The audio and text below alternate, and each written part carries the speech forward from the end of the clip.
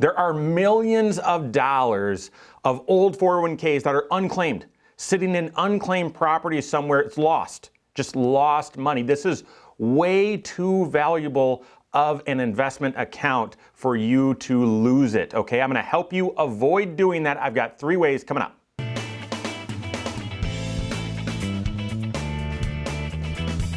My name is Mike Bernard. I am the host of the Wise Money Show. I'm also one of the certified financial planners right here at Korhorn Financial Group. Make sure you hit that subscribe button, turn on notifications, and smash that thumbs up button. Okay, so I don't know when you're consuming this content, but just a couple days ago, it was November 1st. I live in northern Indiana, and it snowed.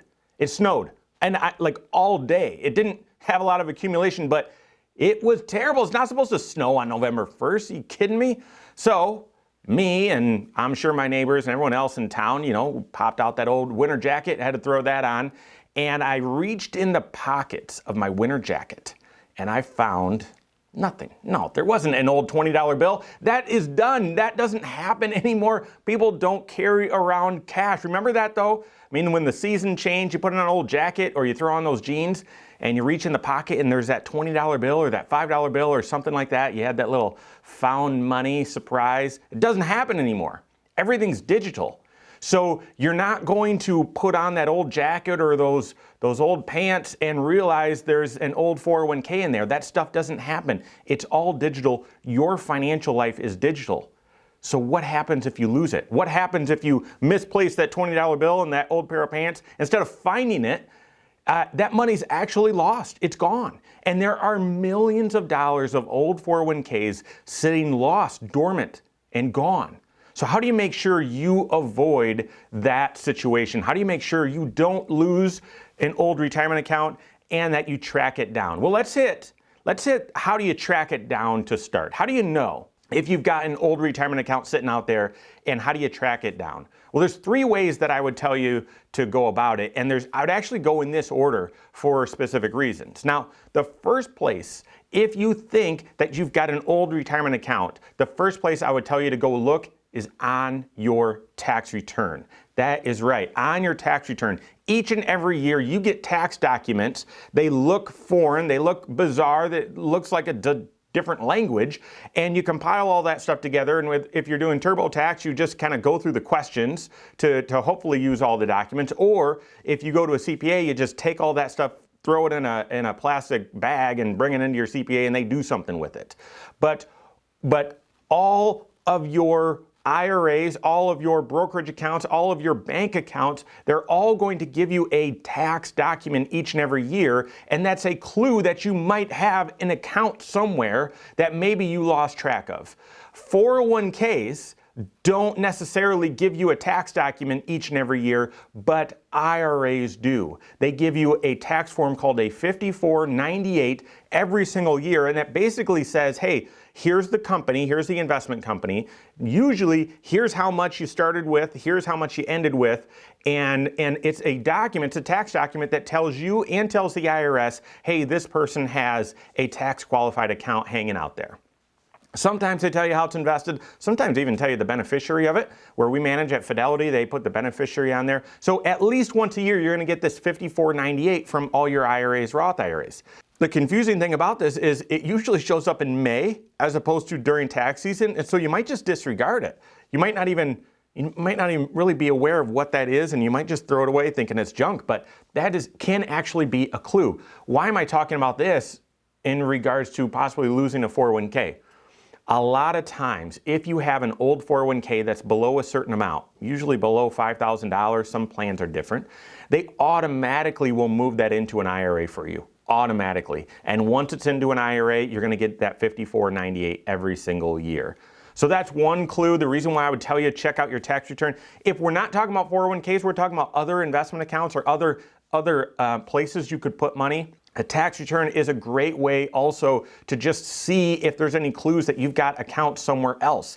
A lot of people get a dividend statement for MetLife or Prudential, something like that. These old insurance companies that you used to have policies with, you now have shares of stock of those companies, and most people don't even realize it. They get this dividend form every year, have no idea what it is. They just turn it in, it looks like a tax document, but it actually means you've got an account You've got an investment account. You own shares of that company. Sometimes interest statements from different banks or 1099 statements from different investment accounts. So your tax return, it's very complicated, very confusing, but that has a lot of clues in it as to where you might have accounts that you might not be familiar with. So work with your CPA or even your certified financial planner. Have them go through your documents and make sure that every account is accounted for. Second, if you're still suspicious that, well, I might have an old account, maybe it's still in an old 401k, therefore I'm not getting a tax document, then I would have you reach out to those former employers. Reach out to those former employers. Every single year, your employer or even former employer needs to have a census done for every participant in a retirement plan, even if that's a terminated employee. That census includes everyone on the list, and there's likely a long list of people that, they're terminated, they're no longer employed, but they're still on that census. So you simply reaching out to HR or just contacting your old employer saying, hey, I'm so-and-so, I am a previous employee, I'm just checking to see if I have a 401k with you. They'll be able to tell you that very, very, very quickly. What do you do if that company it no longer exists? Your old employer is no longer in business. If they sold to someone else, then you're going to want to contact who they sold to, and you can find that out online, I'm sure. If they actually went out of business, then I would also check online, type in your company's name, type in 401k, and usually you'll find, obviously Google will provide a lot of different potential options, but you'll want to find something that indicates which investment company held the 401k. Because even though your employer, your former employer, went out of business, that doesn't mean that the 401k disappeared. Doesn't mean that the 401k went out of business. If that company went bankrupt, doesn't mean your 401k went bankrupt. Your 401k is held safe and sound with Fidelity or Vanguard or John Hancock, whichever company was there to help administer the 401k, your money's safe and sound there.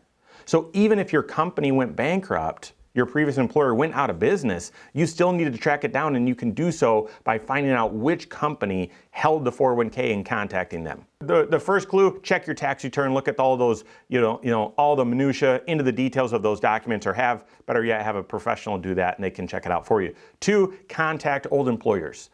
3, if you still are suspicious, you still think I might have an old 401k out there, then it's possible it has been transitioned to your state's unclaimed property list. Now, as an investment advisor, as a certified financial planner, we manage lots of money for our clients, and on an ongoing regular basis, we need to confirm with Fidelity or with the institution where we manage money, hey, do you still have contact with these people?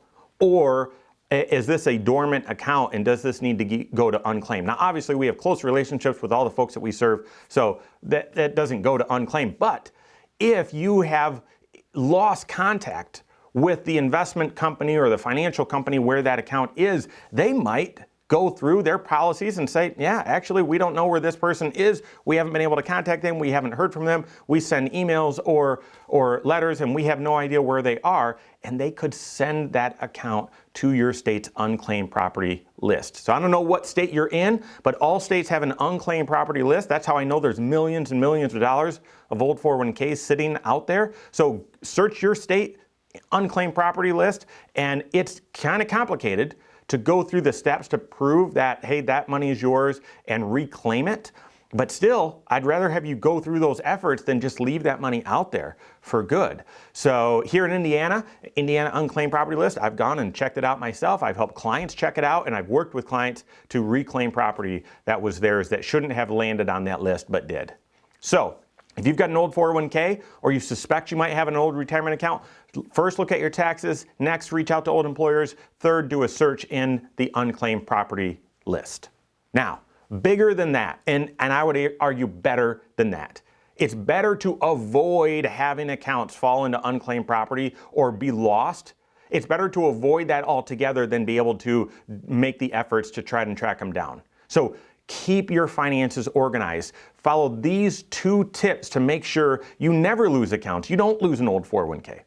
The first, all old 401ks, guys, sit down with your certified financial planner and see if you should roll that over to an IRA. Now, as a fiduciary, I can't just make a blanket statement. I'm not just going to make a blanket statement and say you have to move an old 401k to an IRA.